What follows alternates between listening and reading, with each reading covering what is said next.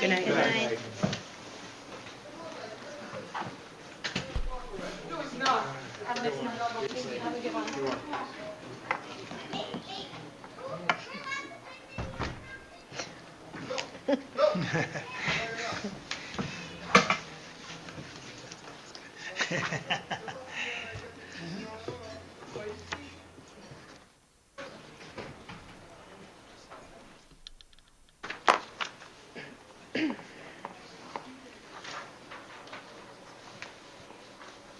Okay, for the sake of time, and we have folks in the audience who would like to speak this evening, we're going to move to public comments from the floor.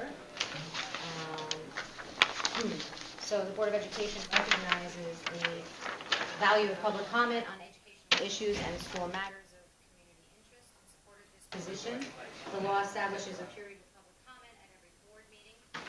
Individuals wishing to speak must state their name and address. Comments are limited to 3 minutes duration, but an individual may speak a second time after all others who wish to speak on the topic have been heard.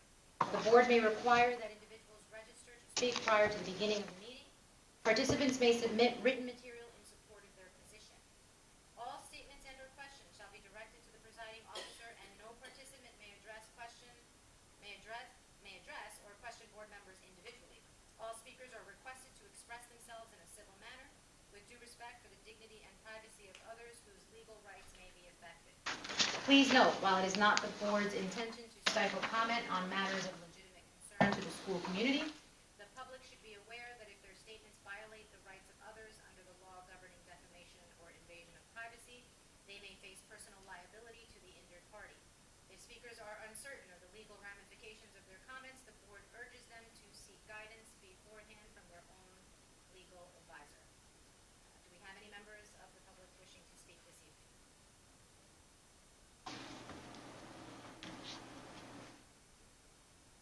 Do we have a motion to close public session? So moved. Second. All in favor? Aye. On the calendar too, or no? We speak about the You calendar. could speak They about can any speak on- matter Yes, that yes, is yes. of interest to you.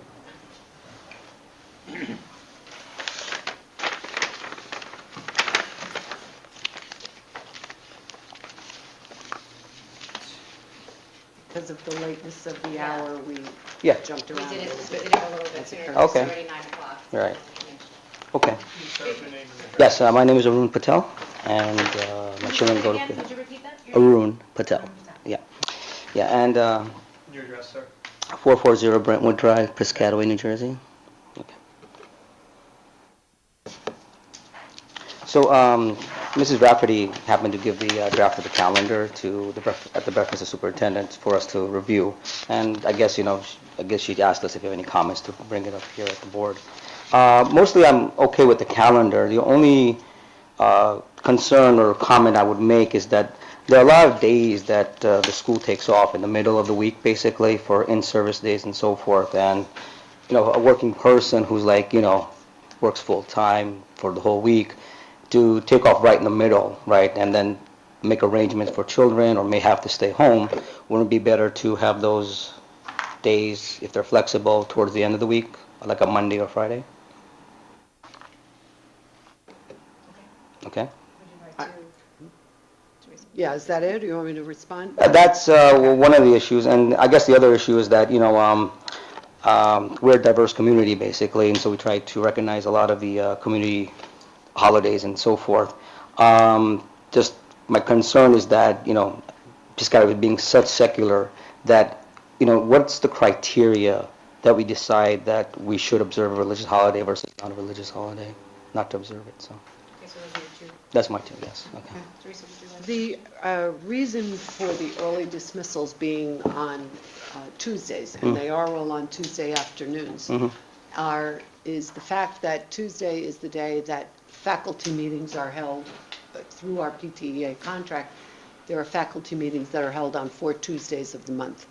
What we do is we back up an early dismissal day with the hour that teachers are required to stay for faculty meetings, and that gives us a 2.5 to 3 hour block, which makes a more substantial amount of time for training.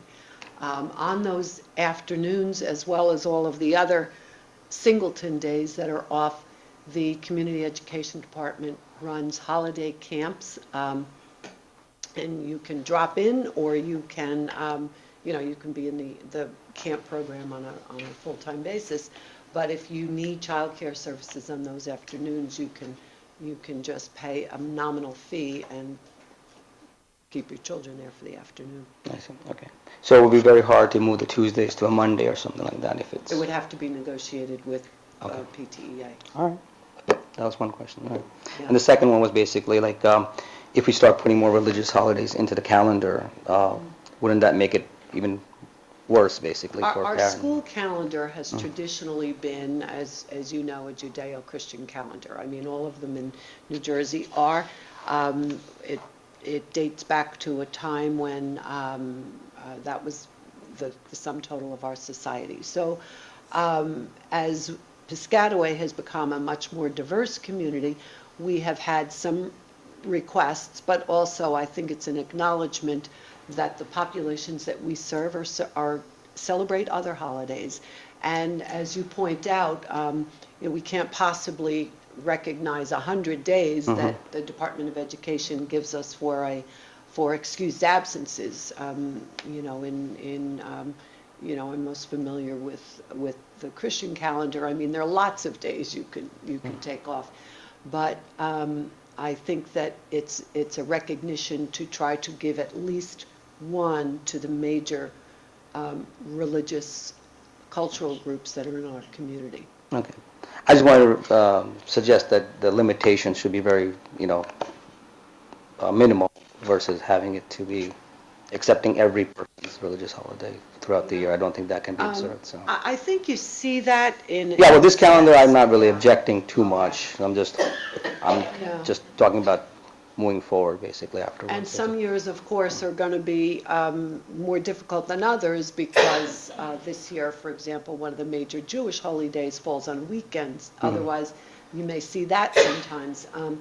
This year, Eid al-Adha occurs in late August and September 1st, so you're not seeing that one. Right. I think it's just going to be done on a year-to-year basis to see what we can celebrate. But I think it's an acknowledgement that Piscataway is a really diverse community. Right, no, that's what's great, makes it great. So, all right, thank you, that's it. Thank you, Mr. Sullivan. We do appreciate you coming forward and sharing. Hi. Hi. Hey, ready? Jennifer Resel Johnson, PTEA rep from Kanakamak Middle School. I just want to read a brief statement from our president on behalf of our association. Dear administration and members of the board, unfortunately I'm unable to attend this evening, but I wanted to extend the support of the PTEA with regard to the proposed calendar for the 2017-2018 calendar. Superintendent Rafferty has always been collaborative with the association in every way, especially with regard to the creation and implementation of the calendar. We are certain that this calendar is mutually beneficial to all parties. We especially applaud how the calendar acknowledges the beliefs represented in the Piscataway community. Thank you and have a great night. Thank you. Thank you. We appreciate that. Thank Mr. Timpanic. Anyone else wishing to share? Any comments? Motion to close. Second. All in favor? Aye. Opposed?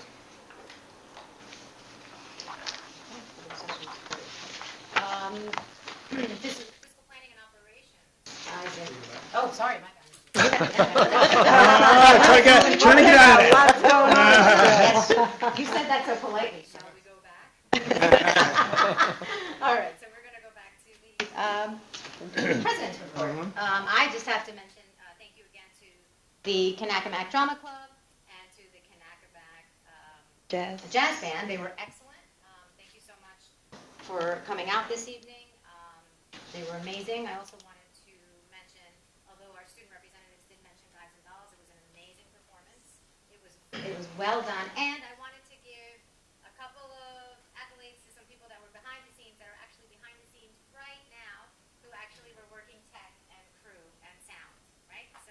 Good. Congratulations to you guys. Thank you so much for everything you guys do.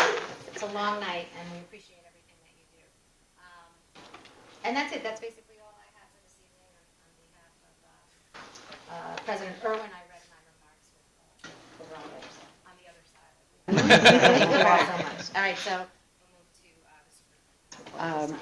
As two of our speakers indicated, tonight the board agenda does include the recommendation for the 17-18 school calendar, and as they implied, the calendar is really reviewed by a number of different parent groups as well as both of our associations, PTEA and PPSA.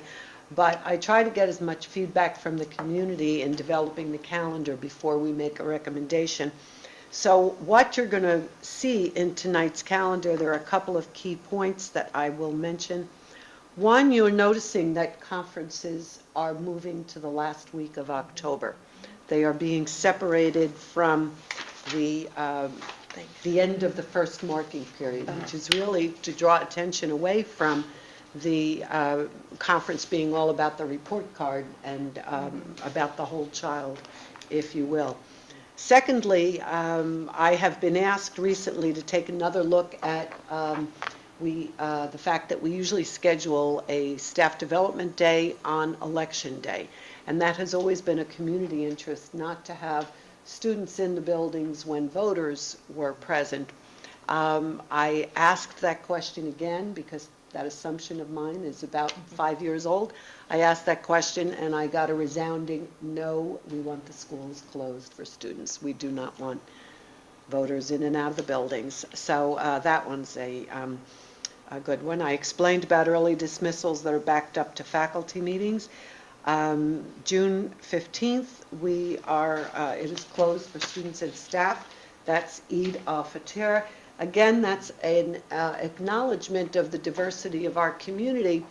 However, it does cause a little bit of an adjustment on the part of the high school in terms of exam schedules and makeups. A lot of the elementary schools have special events, particularly on a Friday. They do field days and those things. But in presenting the calendar to both our teachers and our principals, they support it 100%. So that's what we're doing. And then finally, just to let you know, as you can see, graduation is on the 21st, and that will mark the end of the 17-18 school year if the board had no other comment on the calendar. So later on in the agenda, I know it's in the auxiliary session for your approval. The park schedules have been sent to parents. Parents will be, park exams start on March 27th, and but during the month of March, we perform what we call stress tests in the system, the technical system. So Dr. Rinelli and his tech team, they're all going to be working on that for the month of March. I also wanted to make the board aware, because it is one of our annual goals, that when we implemented the Jump Ahead program in the summer, we also said that we were going to run a supplemental support program for students during the year. And that program is going to get underway the week of March 20th. There'll be after-school programs in the schools as well as Saturdays, and it will be both ELA and math reinforcement for students who feel that they need that extra boost. It's very modestly priced. For 8 sessions, it's $50. And registration just started this week. And in the after-school program, we have 158 children already registered, and on Saturday mornings, 48. So Teresa, would you repeat again? Yes. What schools will that be? Do you know? all of the K-8 schools at this time. Okay. If enrollment is very low, we may merge classes, but For now, it's right all- now, we think it's certainly going to run in every That's awesome. K-5 school. Awesome.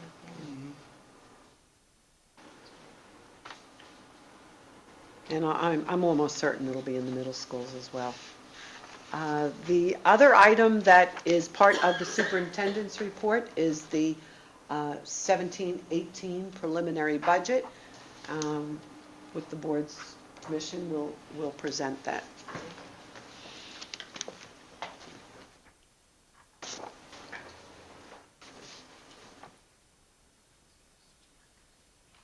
Oh, and I do have Copies.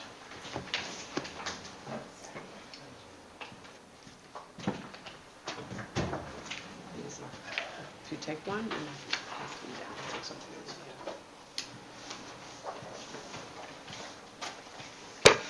Oops. Yes, I do. Thank you.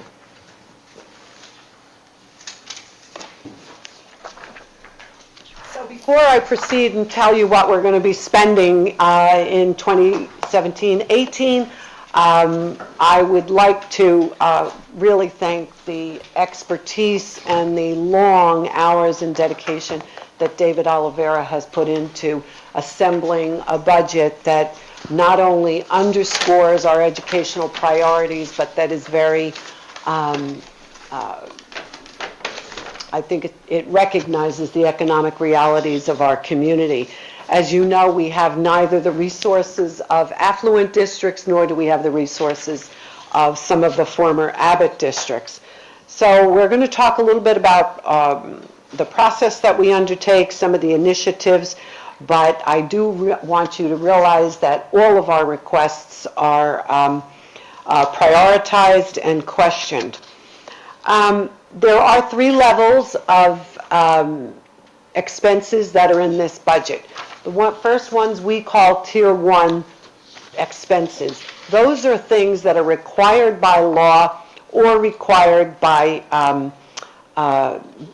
statute, code, and these would be things like, or contracts with our bargaining units. So salaries and benefits, of course, are Tier 1 expenses, but things like special education and transportation are also Tier 1 expenses. That's 80% of our budget. We have no say in it, if you would. Those are givens. Tier 2 expenses are things that are mandates by board policy, and that would be something like full-day kindergarten. This full-day kindergarten is not mandated, but this board policy says that it is, so that's 2. Tier 3 expenses are things like our supplemental support programs that we run. We have professional development programs. We have all of our extracurricular activities. Everything you saw in the all-purpose room across the hall is Tier 3 expenses. In the event that we woke up one day and didn't have access to the funding that we do, those would probably be our first sacrifices. Before we get into the current proposal, I want to take you a little walk down memory lane, and it's unfortunate that Dr. Connors isn't here tonight because he loves this stuff. But here's our state aid history. In 09-10, this district received $16 million in state aid. But in January 2008, the state adopted the School Funding Reform Act. And at that time, we were promised that we were going to get 20% increase every year for each of 5 years until we got to 100% of the funding that the state owes us. So in 2009-10, we got our first 20% increase, and we went up to $16,802. In 2010 and 11, we sustained a $4.9 million cut, and that $4.8 million cut.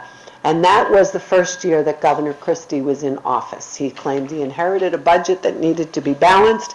He cut $475 million out of the the state's allocation for state aid.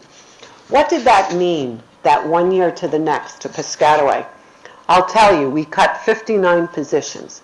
We cut 21 classroom teachers, 17 special teachers, those are things like world language and music and art. We cut the librarians, 6 administrators, 3 counselors, 5 secretaries, 7 custodians. We outsourced our substitutes and some of our aides at that time. We cut entirely middle school athletics. So think about where we're back. We're back tonight. Middle school athletics and freshman athletics. We cut our summer and our Saturday academies. We cut high school activity runs, the bus runs after school. We cut some professional development. And that was when we instituted Summer Energy Fridays. That was the first time when we realized that by closing the district on Fridays, the district offices, we would save about $60,000 in energy costs. Now, that has gotten to be so popular that we probably, even if we get the money, we probably won't fund that again. But that was the origin of Energy Fridays. In this year's budget address, and you can see what happened, 16-17, from 2010 to 2016-17, we were getting like little minimal increases each year. 16-17, 15.9, 17-18, 15.9. In this year's budget address, Governor Christie said that major cut, that $4.8 million cut, that had come from school surplus accounts. School surplus, he called it. You try telling that to the 59 people who lost their jobs at that time. But he basically declared that the School Funding Reform Act is a, what did he call it? A formula that's detached from reality. He has given the state of New Jersey, he's challenged the legislature for in 100 days to fix the school funding formula.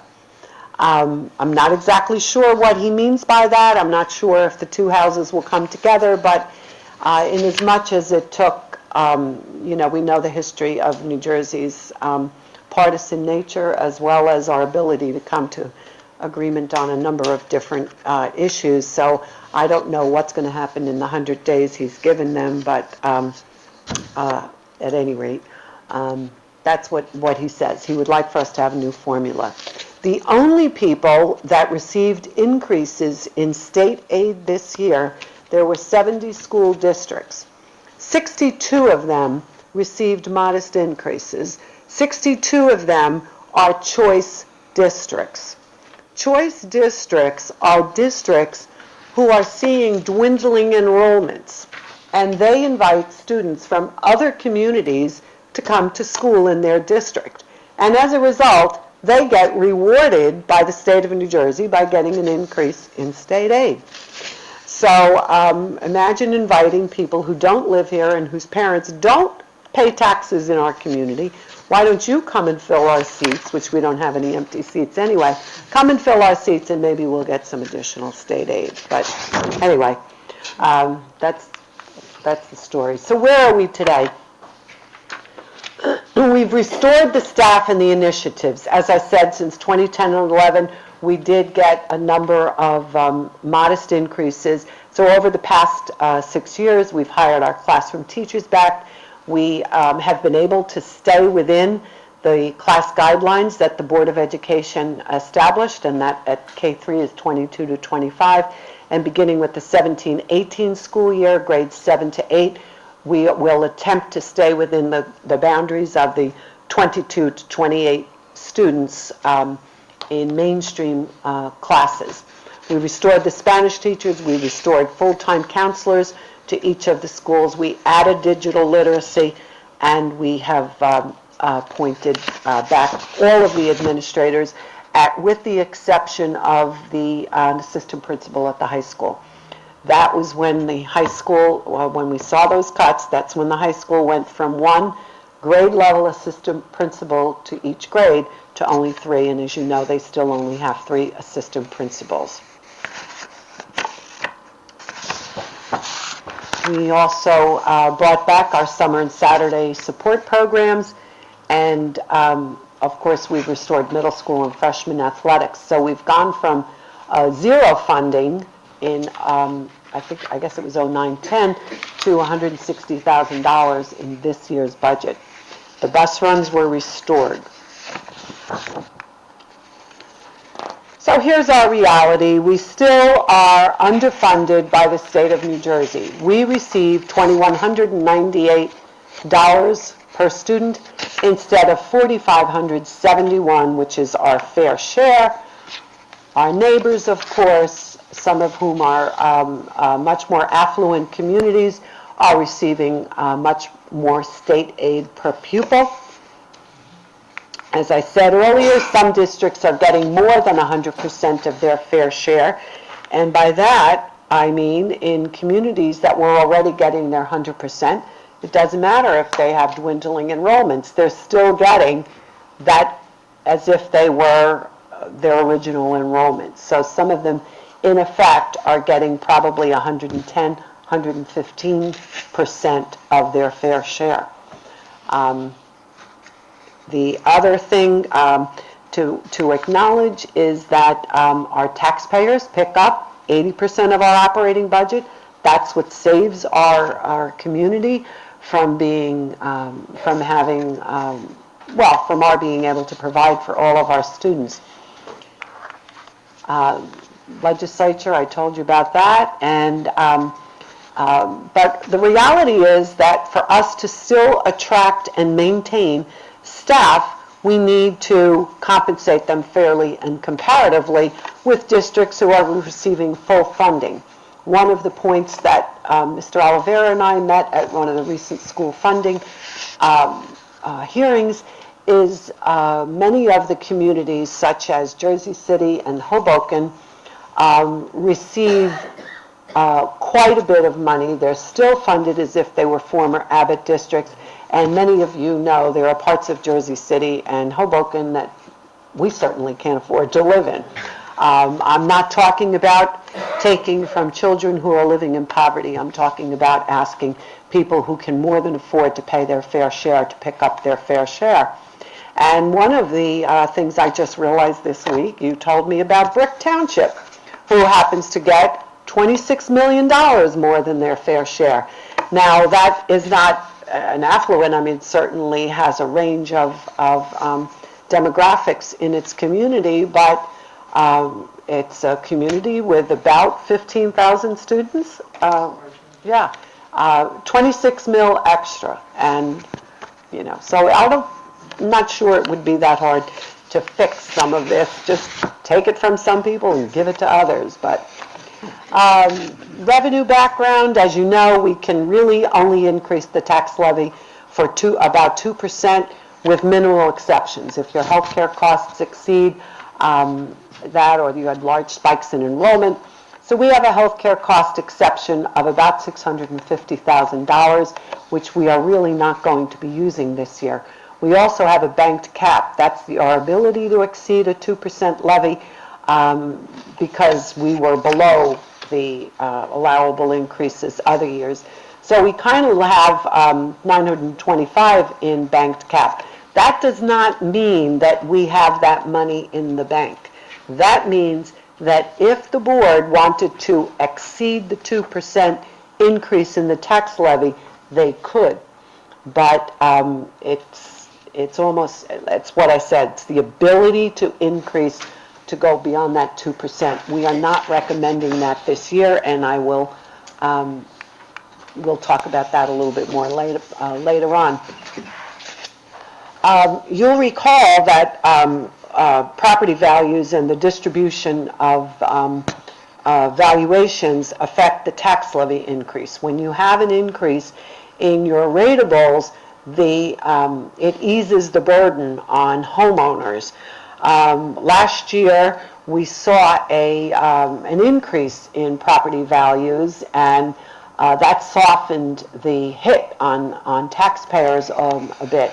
This year, the rateable base is $6.3 billion, but it was basically a flat year for the industrial ratables in Piscataway. There was a slight increase in residential properties, but not industrial.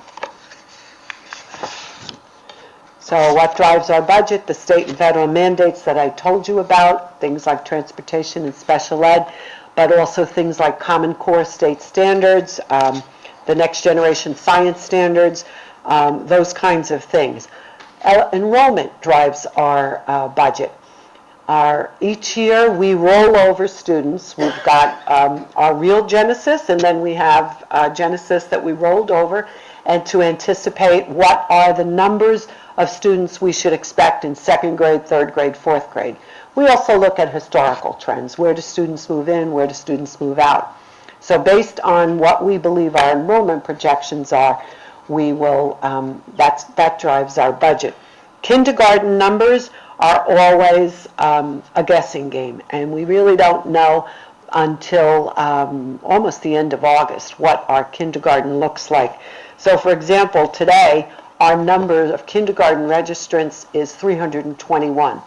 So you'd say, oh, gee, we can probably scale back 3 kindergarten classes. No, we can't, because kindergarten registrations come in notoriously late. Last September 2016, we started kindergarten with 542 students. So again, at this point, we have 321. However, we monitor kindergarten enrollments all along, and as we get closer, if we find that we have additional classes, we scale back and we make those adjustments. Let's see what else. Staffing needs is also tied in with our special education programs this year. Well, as you know, we've seen increases in our behavior disordered population, our autistic population, and our preschool population. So we'll be coming back to you with some staffing recommendations. Our strategic plan, of course, drives our budget, and along with the strategic plan go the district's annual goals. So when we're saying we've got our response to intervention program, or we have next generation science standards, it's our vision that we have extracurricular programs for our students. That's all part of our plan. Salary and benefits, of course, and Common Core and Park. One of the things that we continue to hear from teachers is the need for additional training in technology, how to tie that into instruction in a very useful way so that it's integrated and it isn't like, technology's out there and we use it to reinforce both content but practice for students. So what are the givens? We know our special education costs are going to increase. Students are getting more medically involved and or aggressive. We know that our health care and pension costs continue to increase. Our broker is advising that we budget a 5.6% increase in our health care costs, 9.5% for medical, and an 8% decrease in prescription. So, but our total projected healthcare cost increase is $940,000. We know transportation continues to increase, and as we continue to not only our routes and our out-of-district routes, but as we add an after-school sport or another activity run, the average in-district run costs $26,000. Our bilingual and our ESL costs continue to increase. We have 373 ESL students in the district. 300 of them are at the K-3 level. Extraordinary aid is always an estimate. Extraordinary aid is aid that we receive for special education students who's in district or out of district public school if the tuition exceeds $40,000, or if you go to a private out-of-district school, if the tuition exceeds $55,000, the state will reimburse that amount. This year we have budgeted $900,000 for extraordinary aid. As we focus our dollars in the classroom, our facility upgrades generally get postponed. As you know, we will always be fixing leaking roofs. We fixed our HVAC systems, but beautification projects, renovations, things like that often get put on the back burner. I'm happy to report that later on you will see we are going to be doing some extensive paving and curbing in this budget, and that has to do with the frugality, really, of the past couple of years, so we're happy about that.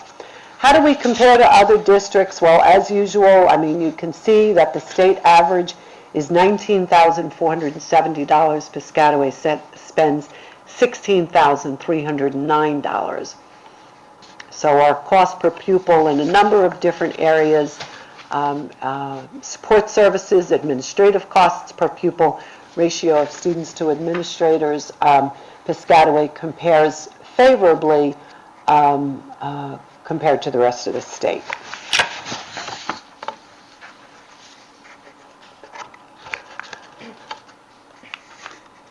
Okay, our enrollment history and projections. In 2011-12, we had 7285. About 4 years later, we're still pretty much steady. Our demographic report is in as a draft, and he's saying that by 21-22, we should have 7,503 students, largely as a result of the two major properties in town that are approved, but you know, they're not moving along that quickly.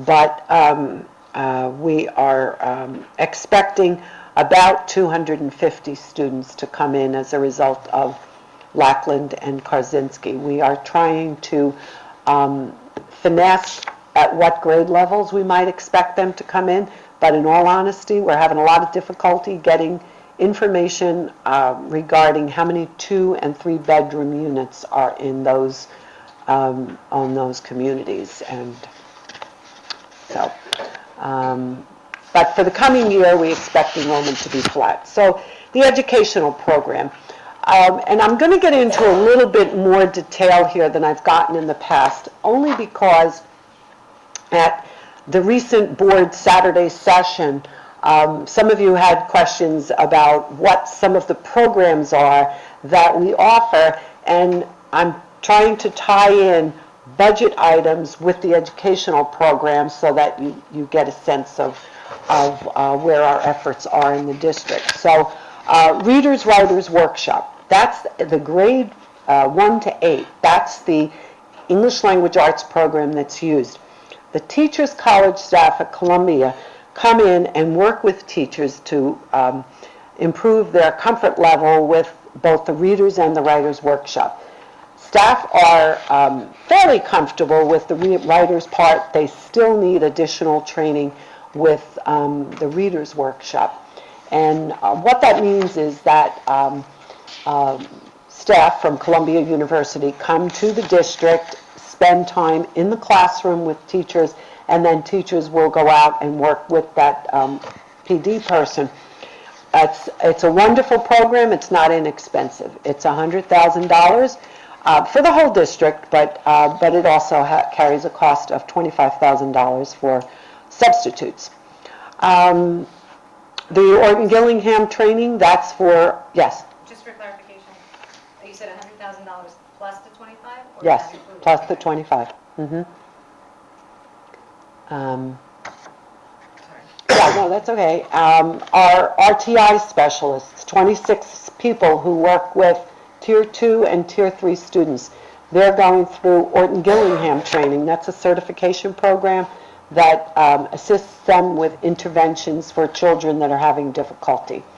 The budget supports Jump Ahead, AccuPlacer Academy, the AP Summer Institute, the Tier 3 Literacy Academy, and after-school tutoring at all grades. Go Math is the mathematics program in grades 1 to 6 and accelerated math 7. That is a program that is consumables for students, but textbooks, and a lot of online resources as well. So the combination is for not only day-to-day instruction, but it also enables remediation as well as enrichment through the online resources. That program was purchased as a package originally. Hence, it needs to be renewed as a package, so it can't be staggered over a couple of years. The original estimate was $243,000 as a purchase this year. David Oliveira negotiated it down to $198,000, so we saved some money, but we're still spending $200,000 on our elementary and sixth grade math program. Next generation science standards have been implemented in grades 6 to 12 in elementary school. These are mandated in 17-18. This is a heavy lift. As the board is aware, the new generation science standards are more inquiry-based. They are not a teacher giving you a theory and maybe you prove it in a lab. It's the opposite. You explore a particular subject in either earth science, physical science, space, engineering, design, life sciences, and then you draw your own conclusions. The high school people who are content specialists have been doing this now for 2 years, and they still are saying it's an adjustment. The middle school people have only been doing it for 1 year. Elementary people, remember, are not content specialists. So the heaviest lift is going to occur at the elementary schools. So we will be educating teachers over the summer in the science standards, helping them with lesson planning, but that will be implemented in the fall. When the middle schools implemented next generation science standards, we budgeted $31,000. We're not absolutely certain what the materials will cost yet.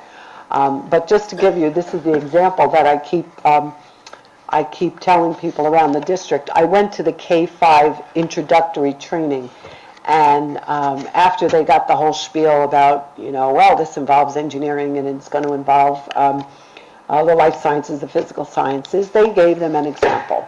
So picture 24 K-5 teachers sitting in a room, and they are broken up into small groups, and they each get 2 strings of holiday lights, and they should unscrew the bulb in one, and the entire string goes out, and in the other one they unscrew a bulb, and the others will still remain lit. That's the kind of example that will be given to children. Figure out what kind of conclusions can you draw, what do you think's going on. So it's a very different approach to teaching science that we have certainly had, and actually, across the country. These are national standards. The visual and performing arts, we are maintaining those programs, and as you know, Piscataway is well known for the very young grades that we start our art and music programs, and as well as drama and dance now, and we're very proud of those, and we believe those are important. LEAP, which is our gifted and talented program, and what you're seeing here really are all these tier 3 expenses that I'm talking about. These are not mandated, these are things we want in our district. STEM instruction in grades 4 to 8, the ballet at ARB, which recently came to us this year. We have behaviorists in the elementary schools, middle and high school athletics. We have content specialists. These are people who function as coaches to classroom teachers. 6 teaching assistants at the high school to help in those very difficult either AP courses or science, AP math or science courses generally, where students need additional support. We are going to be doing some curriculum writing, summer teacher academies, again, to help teachers to improve their knowledge and skills in the areas of writer's workshop, Go Math, and in science. And again, we are going to be increasing the allocation for our school libraries. They will each get a 20% increase. You remember what I said, and when we got the Corzine cuts, we lost funding in our libraries. Technology, it continues to increase. Our parent usage continues. What are we going to do with our iPads? The recommendation this year is that, because our original iPads are 5 years old, We will be getting new machines for the incoming 8th graders. The older machines will be recycled, the ones that are usable, which will probably be good. But we'll take a look at them, and those will be recycled to K3 for ELA and math, and that will enable, again, differentiation of instruction and enrichment for some students and remediation for others. There's laptops and carts at the high school, at the staff at the intermediate and the middle school levels. We are going to take this coming year to look at the future direction of technology in our district. Are iPads the way to go, or should we be looking at some other device, such as a Stream, which is a less expensive model, but it does a lot of the same things. But we want to engage teachers in the conversation as to what they're comfortable with, and that'll take a while because, again, it is going to be a switch. Our middle schools have risen to the challenge, and they're very comfortable with iPads, so for the time being, we're going to keep the iPads there. We expect to still use funding from community education to support the purchase of additional laptop carts and iPads for use in the community education programs, but then those will be recycled to the high school. Teresa, Yeah. sorry, I have a quick question. Why is the new machines for the 8th graders and not the 6th grade? Because they have the oldest ones. The current 7th graders have the machines that are 5 years old. Okay. The 6th graders they're 4 years old. Okay, Yeah. thank you. But, as you know, technology is a never-ending expense. The more we use it at the high school, the more we're going to need to continue to spend for everything. Printers, projectors, batteries, switches, you name it. One minute. Special education, we need to add a 5th autistic class at Eisenhower and a 2nd behavior disorders class at Norwood. This is bringing us to probably 13 classes for autistic students in our school district. And as you know, we already have one BD class at Norwood. The class is at max, which means we can't have children from preschool who may need to be in that class move up. So what we're going to do is establish a K1 and a 2-3 class in the behavior disorders. The good news is our out-of-district, number of students out of district is declining, but these are still, even though as expensive as they are in district, they are still cost efficient. It's more cost efficient to offer them ourselves. So where are we going with staffing? Remember I told you how we roll over numbers and we look at what we believe our enrollments are going to be in the fall? There are 3 classes where we can safely say students moving from 3rd to 4th, 4th to 5th, we will be eliminating 3 elementary teachers. That is not layoffs, that is, we shift people around, we offer people positions where we need them. There will be the addition of 2, and that position reduction may or may not change, depends on our enrollments, what happens between now and September. But we are proposing that there be 2 specials in the elementary school for a couple of reasons. Norwood School, for example, has 4 different music teachers who go there, so there's no one who belongs in Norwood. Same thing with art in the elementary schools. When we had those cuts that I referenced earlier, they went from 4 to 3. It causes a huge problem in scheduling. So let me give you a for instance. If the music teacher that is regularly assigned at Eisenhower goes to Norwood, it means that you may have 20 minutes of math broken up by music, 20 more minutes of math, broken up by lunch, and then you have 20 more minutes of math. So as you know, moving little people through halls and going back and forth with 3 disruptions to a math or an ELA period is not that effective. This would really give each of the K-3s their own specials. Now, we're not absolutely certain whether this is going to be in, we think at this time it'll be music and art, but we're not sure. We're taking a look at Spanish. There'll be one additional teacher at the middle schools that we need to add because of enrollments.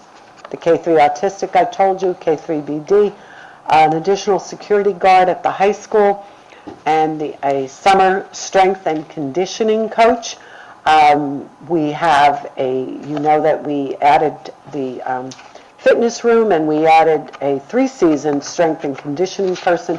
We really need a 4-season strength and conditioning because those students that are getting ready for fall sports really need to be under the supervision of somebody who knows muscle groups and all those other things. And again, because of numbers, we need an assistant coach in winter track.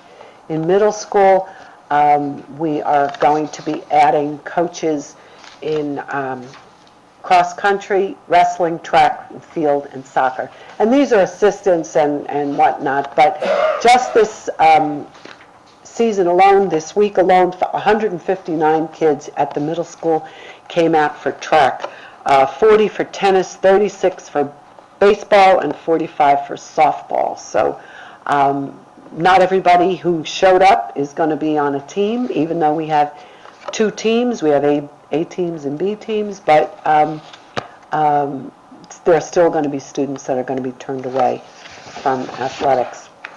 Operationally, we need a 54-passenger bus, another van. We bought all of our buses at the same time. We're going to need to start to replace them. We need to have some addition to our public address system, mostly in bathrooms and faculty rooms where the public address system doesn't work. Not that it doesn't work, it just isn't available. And it's not safe in terms of school emergencies. And our security cameras need some upgrades as well. Our paving projects, I know David will get into a little bit more of this, but we've got some driveways, parking lots, playgrounds throughout the district. You can see we're going to be replacing doors in several schools, painting hallways, carpet removals, floor replacement in 2 rooms, and the cafeteria floor at Randolphville. These also are still maintenance projects that are taking place. About a year ago, we appointed our own painter in the district, and he moves around the district, and things that haven't been painted since I think they were built have now been painted. No, I'm seriously, so some of our classrooms have gotten painted. So the school marquees, of course, and we are currently doing the building assessment for our long-range facilities. So I'm going to switch it over to you, David, and you want to pick up with our ROD project, and he will get to the numbers. Thank you. And I'd just like to also comment on the painter. I think that's been one of the best things that we've done since I've been here, because he is moving around the district. He's been at a number of schools, and it really provides a visual facelift. There's enough work to keep him busy year-round. I could probably have 3 or 4 guys just doing painting year-round. So we're happy with the one, though, and he is making some visible progress throughout the district. The other aspect I'll talk on before we get to the ROD grant projects is Teresa mentioned the paving, and I'll talk about the financial piece later, but we do have plans to really do a facelift for the paving throughout the district. Again, at just about all of the schools need something, and it's something I think the board has been interested in. I know the community has been interested in, so we are really excited to be able to pursue that this summer. And really make some improvements, eliminate some of the potholes that we're constantly trying to address each year. So, ROD grants. That's something that the district has been very active with. We had probably 30-plus projects that were approved in 2013, and we've been successfully getting through them, and we're down to the last couple. The total value of those projects it's going to be up to about $11 million if we actually complete each and every project. And they'll end up being completed roughly over a 4-year period.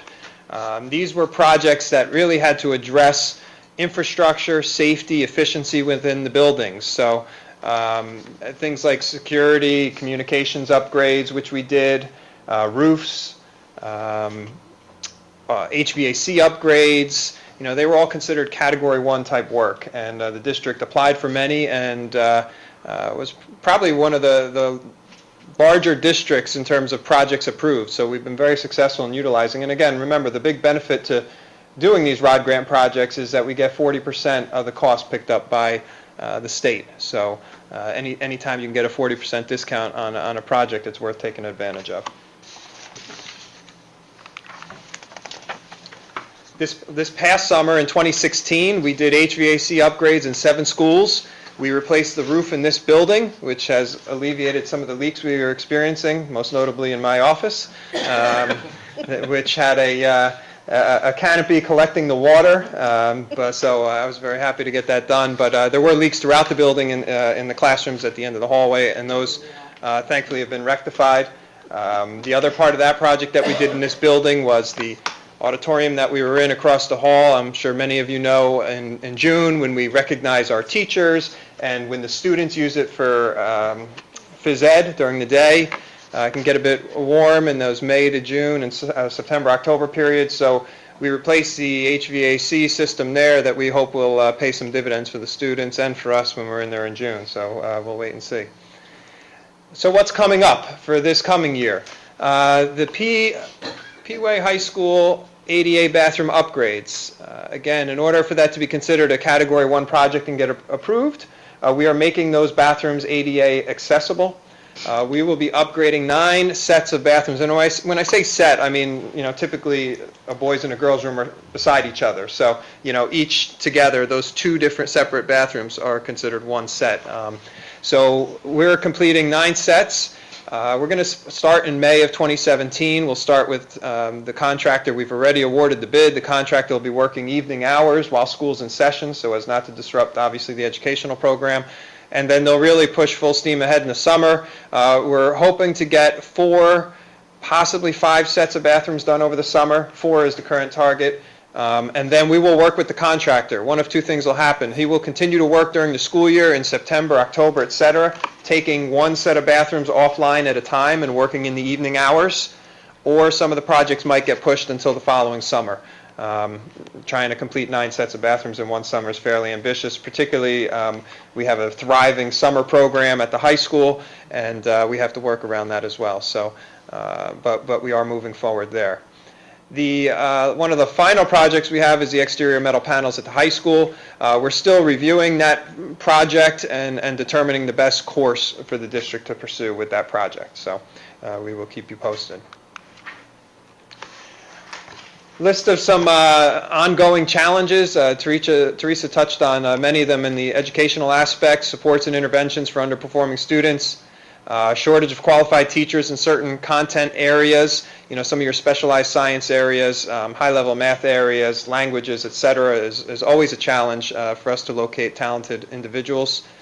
Time and funding for professional development, comprehensive psychological support services.